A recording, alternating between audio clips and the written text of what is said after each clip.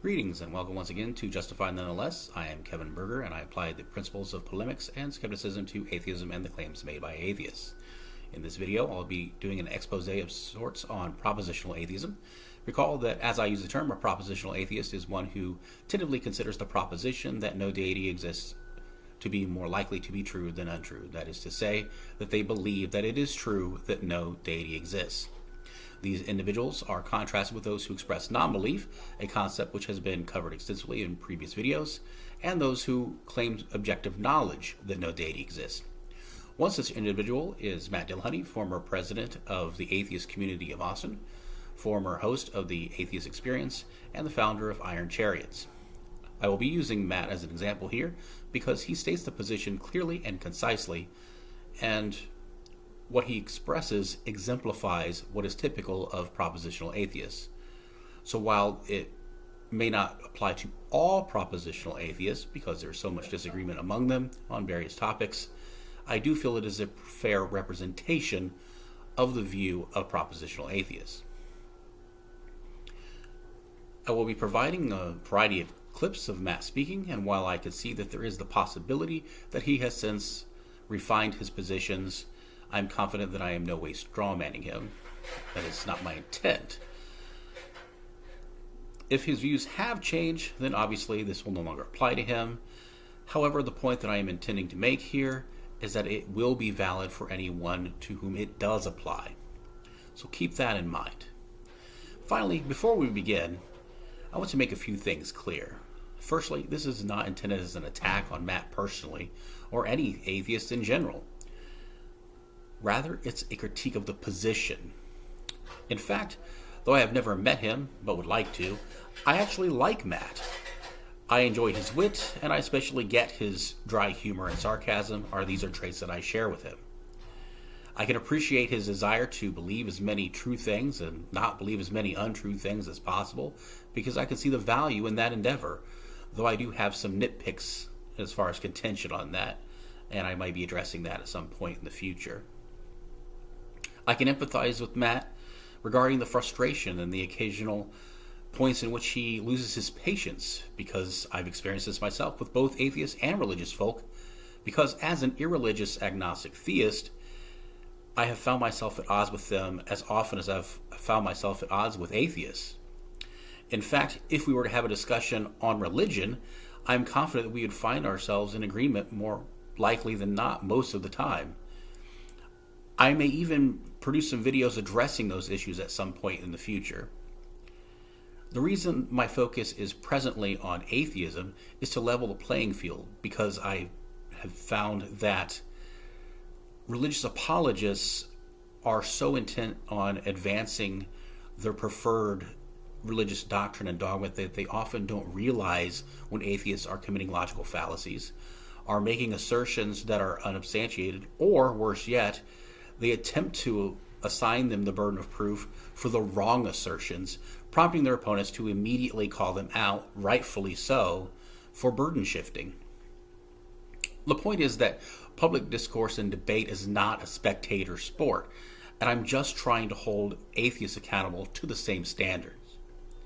Finally, the truth is, I see in Matt inspiration because, as someone else who enjoys philosophy but who also has not been formally educated in philosophy, this gives me something to which I can aspire. So with all the preceding in mind, take a look at the first clips in which the position of the propositional atheist is stated. I have the positive belief that there is no God. I don't require absolute certainty in order to make a, per my definition of knowledge, absolute certainty isn't required. But I'm not even asserting knowledge. I'm just stating what I believe to be true. I accept tentatively as true the claim there is no God. I am one of the people who would happily tell you that my personal belief is that there are no gods. Now, all right, so here are the key points. Firstly, this is not a position on a particular deity, but on all of them.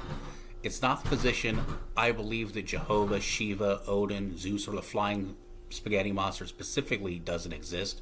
Rather, it is a position of belief that no deity exists anywhere. Indeed, according to the Encyclopedia Britannica, For the definition of atheism, the terms God and a God are used interchangeably, as there is no difference between a monotheistic deity and a polytheistic pantheon of deities when it comes to disbelief in them. I would like to think this is a non-contentious view. Secondly, this is not an expression of non-belief in any deity, it's a belief statement.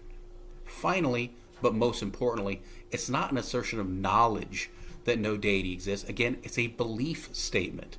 This is an important distinction because while it is true, as I say in my videos, that ideally speaking, our beliefs should be justified, because it isn't a claim, the need for epistemic justification is not as high as the burden of proof that applies to knowledge claims.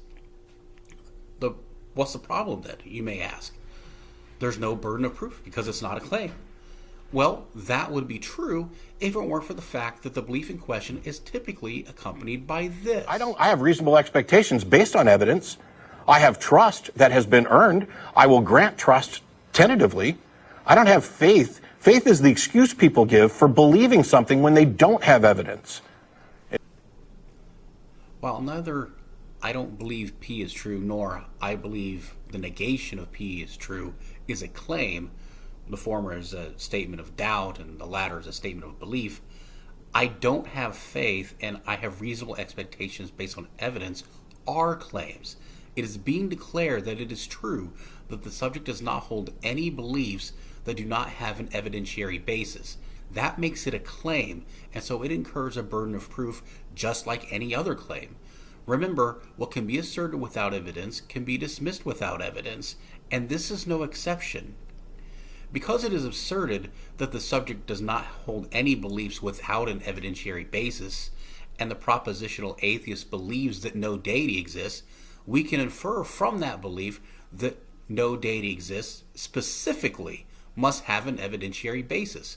This can be expressed in the following syllogism. Premise 1.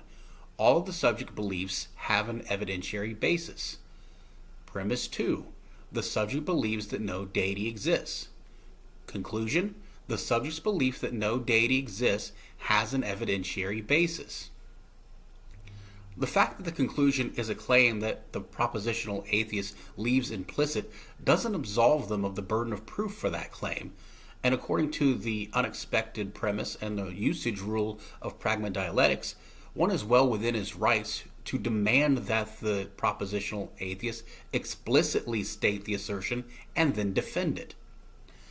The obvious problem here, of course, is that the belief that no deity of any kind exists anywhere in the universe necessarily requires that one evaluate evidence from beyond the observable universe, which Matt or any propositional atheist has not done because he doesn't have access to that evidence, nor can he have that evidence, nor can anyone have that evidence for that matter.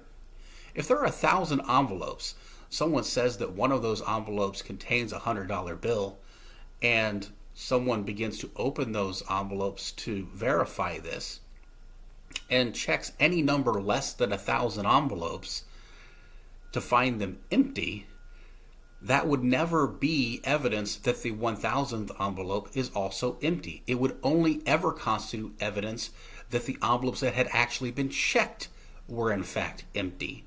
And to argue that the 1,000th envelope is empty because the ones that preceded it were empty is to commit a fallacy of composition.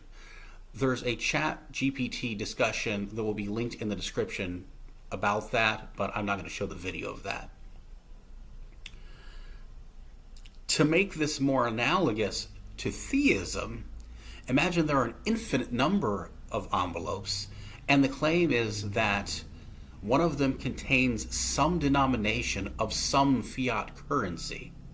That is theism.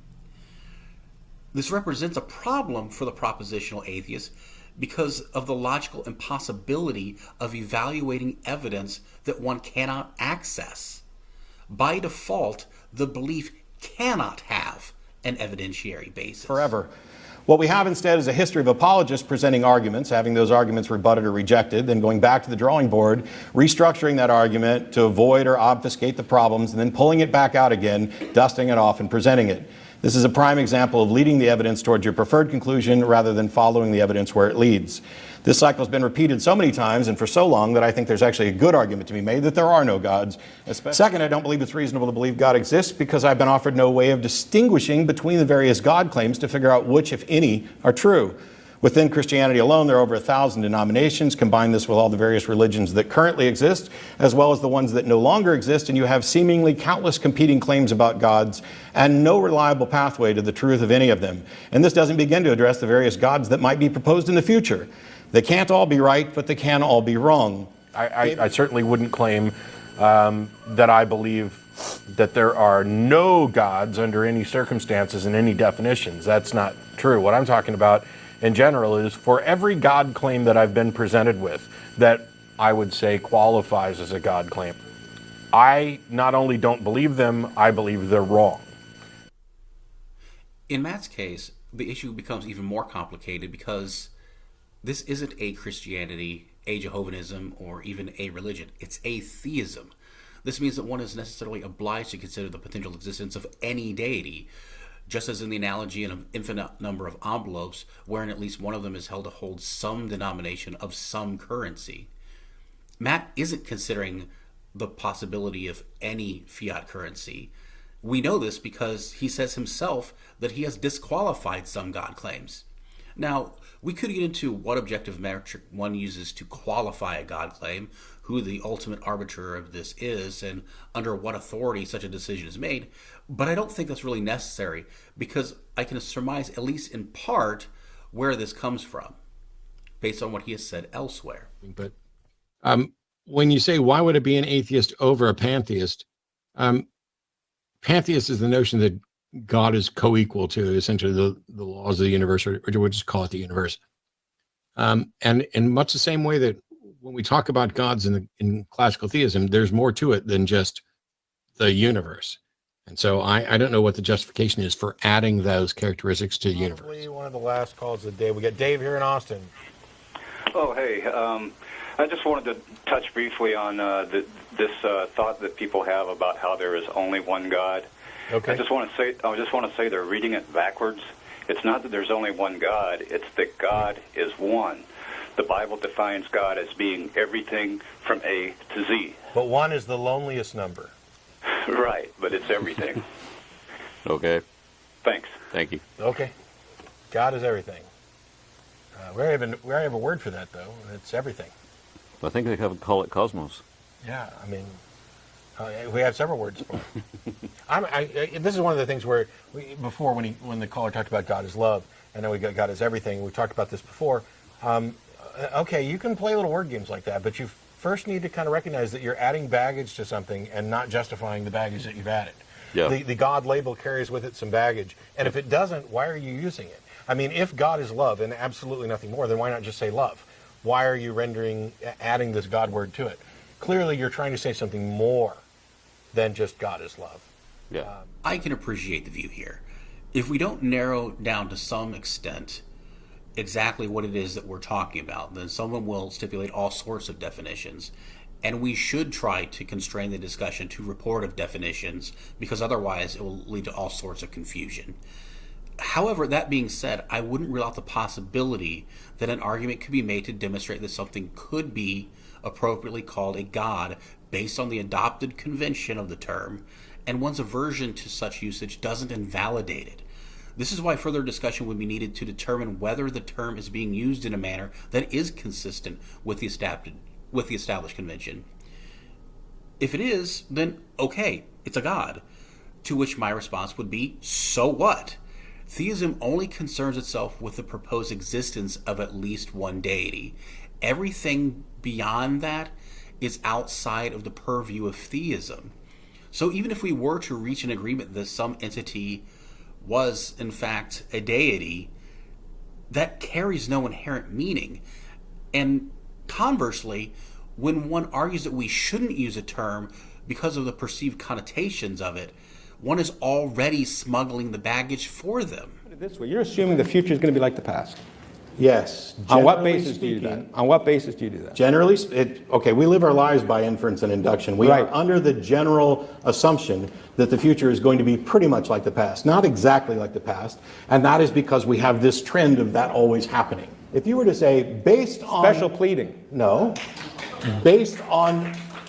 Go ahead, it's good, it's fair. Based on the houses that you've seen, what would you predict the next house is going to be? That's the world we live in, a world where we are making predictions based on probabilities from our experience of the past. We are. I included these last couple of clips to demonstrate the fact that just because a belief doesn't have an evidentiary basis doesn't mean that it isn't justified or that it can't be justified. While the belief in the non-existence of any deity anywhere cannot logically have a basis in empiricism or evidentialism, these aren't the only epistemological games in town. There are all sorts of competing epistemologies, and a case can be made from rationalism, for example, that if one has an established pattern, one is justified in believing that the pattern will continue. So, to be fair, I think that Matt can make an argument through rationalism, even if one can't do that through empiricism. Mathematical truths like a squared plus b squared equals c squared, conceptual truths like there are no married bachelors, and logical truths such as the three laws of logic are established through rationalism as opposed to empiricism or evidentialism.